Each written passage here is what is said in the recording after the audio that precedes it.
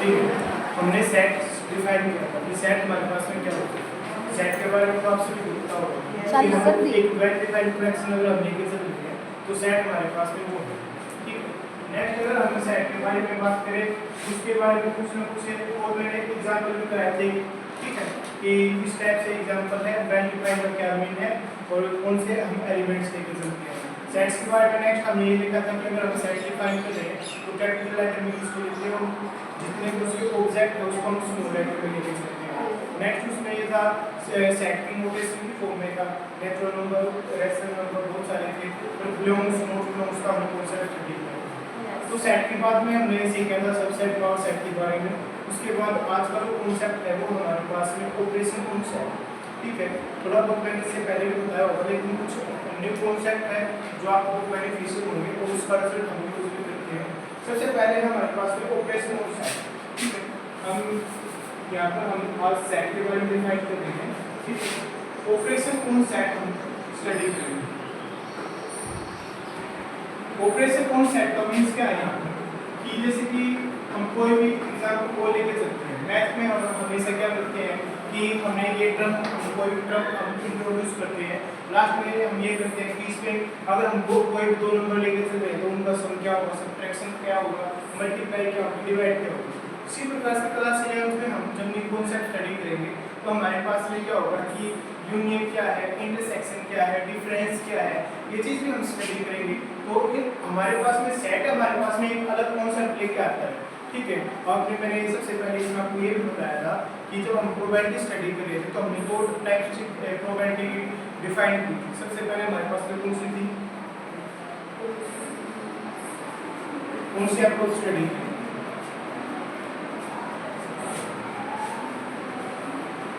Probability की हमने तीन अप्रोच स्टडी की थी। जो थर्ड हमारे पास में अप्रोच थी वो हमारे पास में एक्जियोमेट्रिक थ्योरी है अप्रोच थी, जिसमें वो कब इंट्रोड्यूस हुई थी जब हमने उस टाइम पे उसका यूज करना स्टार्ट किया था, जब हमारे पास में सेट थ्योरी आई थी। मींस हमारा सेट थ्योरी का बहुत सारा यूज हुआ तभी जाके हमने न्यू अप्रोच का यूज करना स्टार्ट किया था। उससे पहले दो अप्रोच और थी, हमने भी स्टडी कर चुके हैं। ठीक है, तो सेट थ्योरी का कितना यूज है वो आपको पता चल गया होगा। और भी बहुत सारे कॉन्सेप्ट यहाँ पर सेट थ्योरी का यूज होता है। अब हमारे पास में इसमें हमने क्या करा कि हमारे पास में ऑपरेशन को सेट लेके चलते हैं। ऑपरेशन करना है तो ऐसा तो नहीं हो सकता कि हम एक ही एलिमेंट ले उसी पे ऑपरेशन कर सकते हैं। रिक्वायरमेंट हमारे पास में दो सेट्स की है, तो हमने क्या किया कि हमारे पास में दो सेट है। हमने डिफाइन किया कि हमारे पास में एक सेट ए है और दूसरा सेट हमारे पास में बी है। हमने दो सेट लिए। अब हमारे पास में कॉन्सेप्ट बना कि अगर हमारे पास में यूनियन का अगर हम कॉन्सेप्ट लेके चलें। ठीक है, यूनियन सबसे पहला जो हमारे पास में है यूनियन। यूनियन में क्या होगा कि हमारे पास में इस सेट के एलिमेंट और उस सेट के एलिमेंट्स दोनों का सम होगा, तभी हम ये लेके चलेंगे कि हमारे पास में सेट के एलिमेंट है। डेफिनेशन है कि हमारे पास में ए एंड बी, हमारे पास में दो सेट्स हैं। ठीक है, तो यूनियन हमारे को किस टाइप से डिफाइन करता है? The union of A and B, union of A and B is defined as, इसको अगर हम डिनोट करें यूनियन तो डिनोट किया जाता है ए यूनियन बी। ठीक है, नेक्स्ट हमारे पास में है कि अगर मैं इसकी सेट की फॉर्म में लिखना चाहूँ, हमारे पास में दो फॉर्म होती है, एक होती है सेट बिल्डर फॉर्म, दूसरी होती है रोस्टर फॉर्म। Roster form. तो अब मैं यहाँ पर जो फॉर्म लिख रहा हूँ उसका बारे में बता दूँ। कौन सी फॉर्म है? एक्स, एक ऐसा एलिमेंट हम लेके चलेंगे such that x belongs to a या एक्स बिलोंग्स टू बी। कौन सी फॉर्म है हमारे पास? Set builder form. और रोस्टर फॉर्म में हमारे पास में क्या होता है कि सभी स्पेसिफिक एलिमेंट्स जो हमारे पास में है 1 2 3 4 अप टू यानी न्यूमेरिकल वैल्यू अगर हम लेके चल रहे हैं तो हमारे पास में रोस्टर फॉर्म है। अगर हमें सेट की फॉर्म में डिफाइन करके चल रहे हैं तो हमारे पास में सेट बिल्डर फॉर्म है। ठीक है, तो हमने यहाँ पर डिफाइन कर दिया कि ए यूनिट भी हमारे पास में है, तो हम इसका नोटेशन तो हमारे पास में इस टाइप से लेकर चलेंगे। ठीक है, अब जो सबसे इंपॉर्टेंट थिंग जो हमारे पास में कि ये हमारे पास में यूनियन का कॉन्सेप्ट। नेक्स्ट हमारे पास में अगर मैं ए यूनियन ए को तो हमारे पास में क्या कॉन्सेप्ट आएगा, क्या रिजल्ट आएगा? ए यूनियन ए का रिजल्ट क्या रहेगा? हमेशा ए ही रहेगा। ए यूनियन ए हमारे पास में ए रहेगा। नेक्स्ट हमारे पास में कि अगर हमारे पास में कोई सेट, क्योंकि हम दो सेट लेकर चलेंगे ए एंड बी, अगर कॉन्सेप्ट ये है कि ए अगर मेरे पास में सबसेट है बी का, ए सबसेट है बी का, तो ए यूनियन बी हमारे पास में क्या रिजल्ट देगा?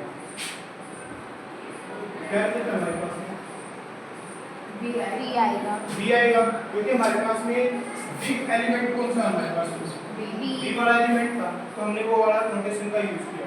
ये वाला जो क्वेश्चन है ना कि उसमें था पीजीटी मैथ में क्वेश्चन था कि ए यूनिट बी का रिजल्ट हमारे पास में ये दे रखा है, ए यूनिट बी हमारे पास में ये है, और क्वेश्चन में ये पूछ रखा था कि कौन से कॉन्सेप्ट है हमारे पास में ये वाला चीज आएगी। लास्ट में क्वेश्चन थे कि हमारे पास में अगर ये वाला रिजल्ट है तो किस वजह से हमारे पास में ये रिजल्ट आया था, उस पर मैंने देखा कि ए जो सबसेट होगा बी का, तभी हम कह सकते हैं कि A union B equals to B. ठीक है, जहां पर ए एंड बी दो सेट्स थे, ए यूनिट बी हमारे पास में बी सेट दे रखा था, तो उसका चार ऑप्शन थे, चारों में से जो सी ऑप्शन मतलब जो भी क्वेश्चन है उसका आंसर इस टाइप से लिख सकते हैं। अगर मैं इसको वेन डायग्राम से डिफाइन करूं तो वेन डायग्राम हमारे पास में क्या है, जैसे कि मैंने वेन डायग्राम के लिए सबसे पहले हमारे पास में ये वाला जो सेट होता है इसको हम किससे डिनोट करते हैं, हमारे पास ये जो सेट है इसको हम बोलते हैं यूनिवर्सल सेट, जिसको हम यू से डिनोट करते हैं। वो सेट हम लेके चलते हैं यहाँ पर, एक सेट हमने डिफाइन किया कि हमारे पास में ए वाला सेट, ये वाला ए वाला सेट हमने डिफाइन किया, बी सेट हमने मान के चला कि हमारे पास बी वाला सेट ये वाला। ठीक है, अगर हम बात करें कि ए इंटरसेक्शन बी के लिए अगर हम वो कॉन्सेप्ट लेके चलेंगे, यानी जो हमारा जो पोर्शन है ये वाला जो पोर्शन होगा वो हम लेके चलेंगे ए इंटरसेक्शन बी के लिए। लेकिन हम यहाँ पर जो कॉन्सेप्ट यूज कर रहे हैं ए यूनिट बी, तो ए यूनिट बी का हमारे पास जो कॉन्सेप्ट बनेगा, जो हमारे पास में पोर्शन आएगा वो पोर्शन आएगा हमारे पास में ये वाला। ठीक है, ये हमारे पास में ए यूनियन बी का पोर्शन है। ठीक है, ये वाला रिजल्ट हमारे फिंगर पर होने चाहिए 2 3। ठीक है, एक एग्जांपल हमारे पास में आप इसे बता सकते हैं, ये सेट हमारे पास में डिफाइन किया गया है, एक 1 2 3 4 चार एलिमेंट हमारे पास में प्रेजेंट है, और जो हमारे पास में बी सेट है उसमें एलिमेंट्स प्रेजेंट है 3 4 5 6। ये हमारे पास में एलिमेंट्स है, ये बताना है ए यूनियन बी की वैल्यू क्या होगी, ए यूनियन बी की वैल्यू क्या होगी हमारे पास 1 2 3 4 5 6। जैसे कि हमारे पास में हर एक सेट में 4 एलिमेंट्स थे, लेकिन हमारे पास में ए यूनियन बी में कितने एलिमेंट्स हैं, 6 डिफाइन करके आपने किस तरीके से लिए।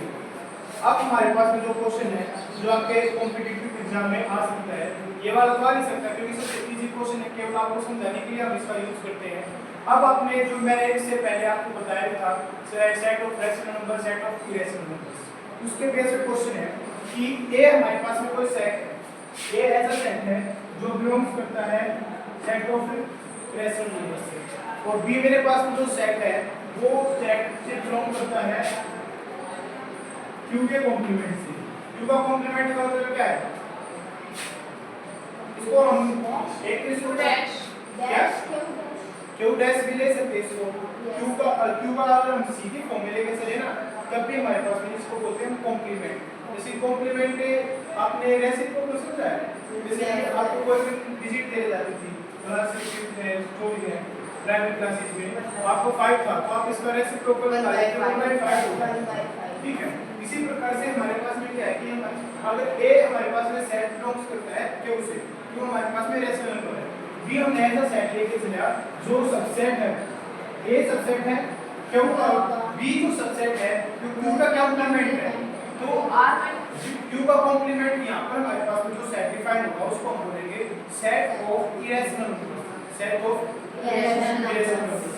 अगर मेरे पास में क्वेश्चन ये आए मुझे फाइंड आउट करना है ए यूनियन बी, मेरे पास में क्या हुआ, क्यू यूनियन क्यू का कॉम्प्लीमेंट, तो हमारे पास में इसका आंसर हमारे पास में ये तो दे नहीं रखा कि क्यू यूनियन क्यू का कॉम्प्लीमेंट। ऑप्शन में था या तो हमारे पास में ऑप्शन में आंसर आएगा कि नेचुरल नंबर बनेगा, होल नंबर बनेगा, रियल नंबर बनेगा, या फिर क्या रियल नंबर बनेगा विदाउट।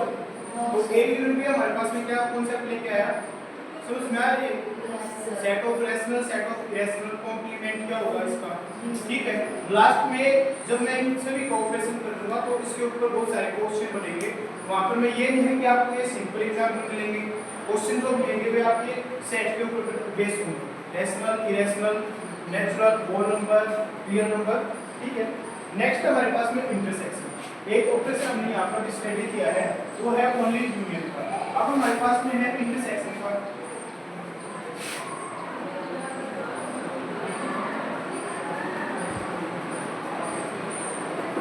इंटरसेक्शन में क्या है कि अगर हमारे पास में कोई दो सेट है, अगर मैं इसकी नोटेशन की फॉर्म लेके चलूं तो मेरे पास में नोटेशन होगी a इंटरसेक्शन b की फॉर्म में। यहाँ पर क्या होगा कि x such that x belongs to a and x belongs to b, ये हो गया। अब हमारे पास में नेक्स्ट अगर हम यहाँ पे लेके चले ऑपरेशन की बात कर रहे हैं, अगर मैं a इंटरसेक्शन a करूंगा तो मेरे पास में क्या रिजल्ट आएगा?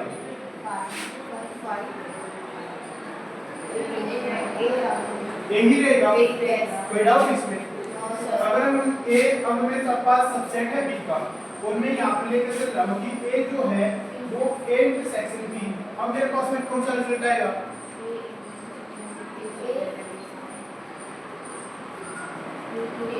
a सभी ने बताया a ही रहेगा, क्योंकि हमारे पास में अगर मैं इंटरसेक्शन की बात कर रहा हूँ तो हम वो एलिमेंट्स लेके चलते हैं जो सभी के कॉमन हो, ठीक है। जो लिस्ट अगर हम लेके चलेंगे तो यहाँ पर आया हमारे पास में यहाँ पे वैल्यू आ गई इसकी a वाली।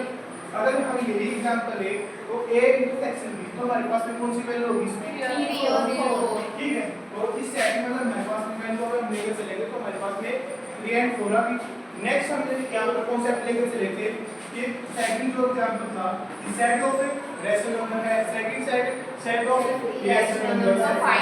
अगर हम a intersection b find out करते हैं तो हमारे पास में क्या रिजल्ट आएगा? 5 रिजल्ट आएगा। ये आ गया हमारे पास में 5। No doubt? अगर मैं यहाँ पर अगर हम सेट इस फॉर्म में लेके चले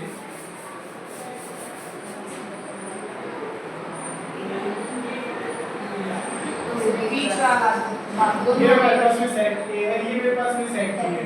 A इंटरसेक्शन B कौन सा होगा?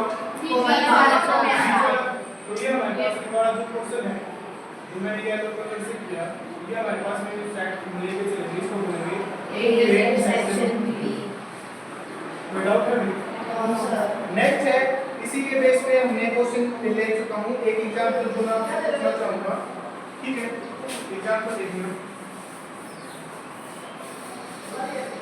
A हमारे पास एक सेट है, तो जो सेट है वो डिफाइन किस तरीके से है कि 1/n such that n belongs to natural number, ठीक है। A हमारे पास में ऐसा सेट है जो फॉर्म लेके चलता है 1/n की, जहाँ पर n बिलोंग्स करता है नेचुरल नंबर से। तो जो B सेट है वो डिफाइन कर रखा है कि -1/n such that n belongs to natural number। दो सेट हो चुके हैं। इसमें बताया कि A इंटरसेक्शन B की वैल्यू क्या होगी?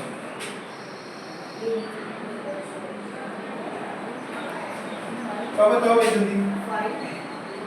5।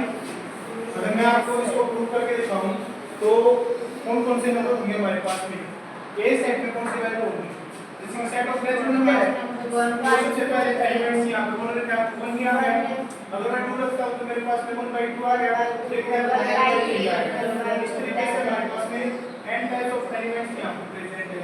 सेट इधर सेट में लेकर चलो माइनस का 1, यहाँ पर आएगा माइनस के 1/2, नेक्स्ट आएगा -1/3। इस टाइप से हमारे पास में आ गया। अब मैं लेकर चल रहा हूँ कि A इंटरसेक्शन B की वैल्यू को फाइंड आउट करनी है, तो क्या रिजल्ट आया मेरे पास में? तो हमारे पास में एक भी एलिमेंट नहीं था, तो हमारे पास में इसका जो आंसर है वह 5। नेक्स्ट है हमारे पास में दो ऑपरेशन स्टडी किए हैं। एक ऑपरेशन हमारे पास में यूनियन, सेकंड ऑपरेशन था हमारे पास में इंटरसेक्शन, थर्ड ऑपरेशन है हमारे पास में डिफरेंस का। तो डिफरेंस भी आपने स्टडी किया होगा।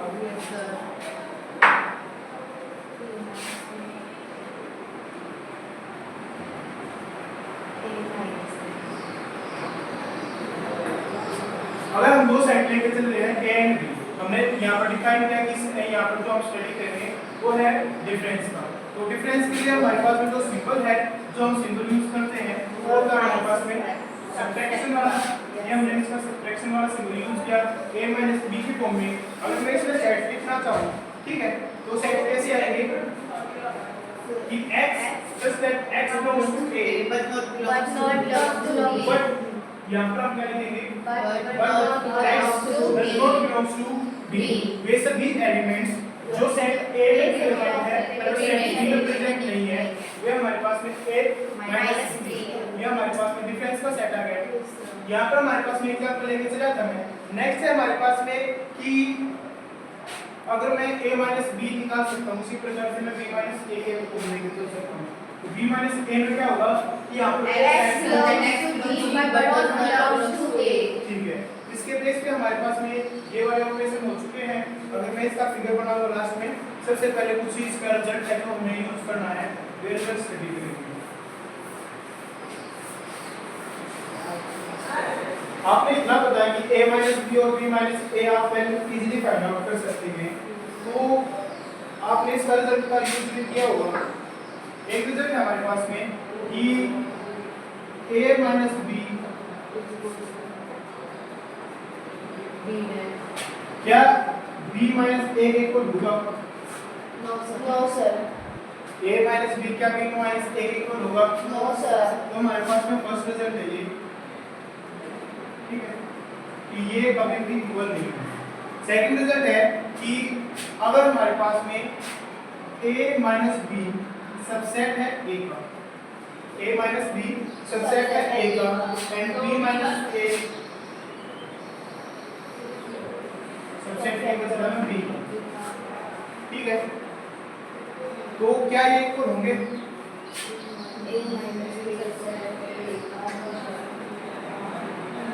एलिमेंट्स लेके चले, समझ में आएगा?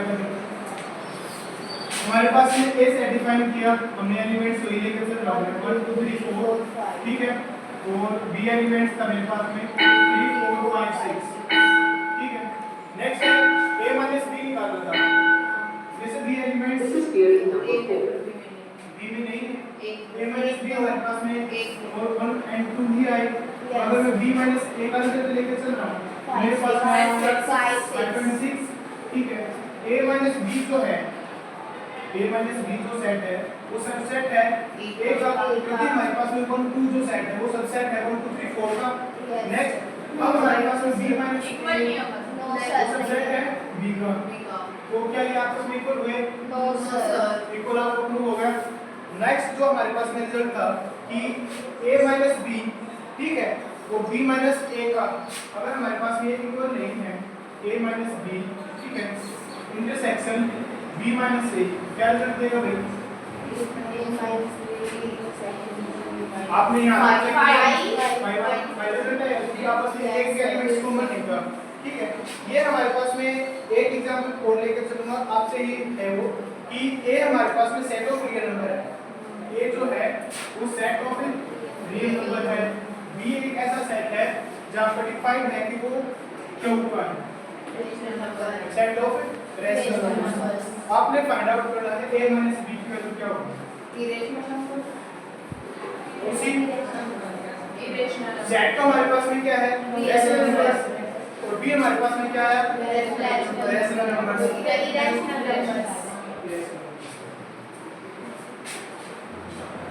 ये हमारे पास में इसका आंसर है। कोई डाउट है कुछ? No sir. ठीक है।